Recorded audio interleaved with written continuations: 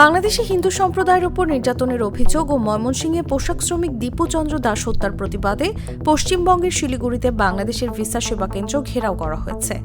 এই ঘটনায় সোমবার ভিসা কেন্দ্রের কার্যক্রম সাময়িকভাবে বন্ধ রাখা হয়েছে।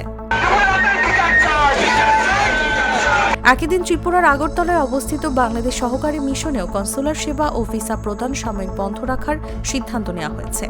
পরবর্তী নির্দেশনা না আসা পর্যন্ত এই পরিষেবা বন্ধ থাকবে। সাময়িক বন্ধ রাখা হয়েছে আসামের গুয়াহাটিতে অবস্থিত বাংলাদেশ মিশনের ভিসা কার্যক্রম।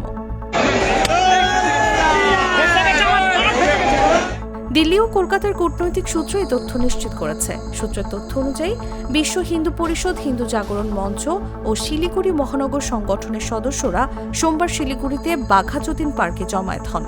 পরে তারা মিছিল নিয়ে শহরের বিভিন্ন সড়ক প্রদক্ষিণ করে বাংলাদেশের ভিসা কেন্দ্রের সামনে পৌঁছান। মিছিলে বাংলাদেশি সংখ্যালঘু হিন্দুদের ওপর নির্যাতন বন্ধ, দীপু দাস হত্যার বিচার ও দোষীদের শাস্তির দাবি জানানো হয়। মিছিল শেষে ভিসা অফিস ঘেরাও করে বিক্ষোভ প্রদর্শন করা হয়।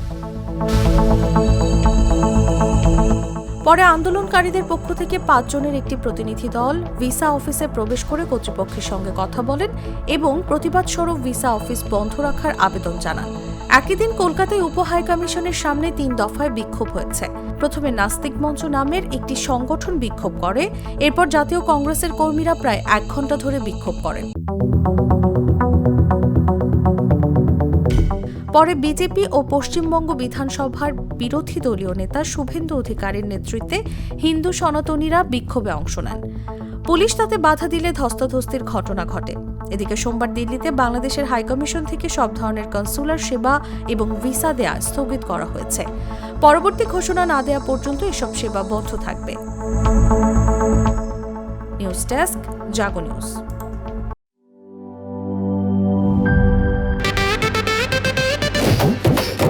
একটা ড্রিঙ্কও আমারে দিবা?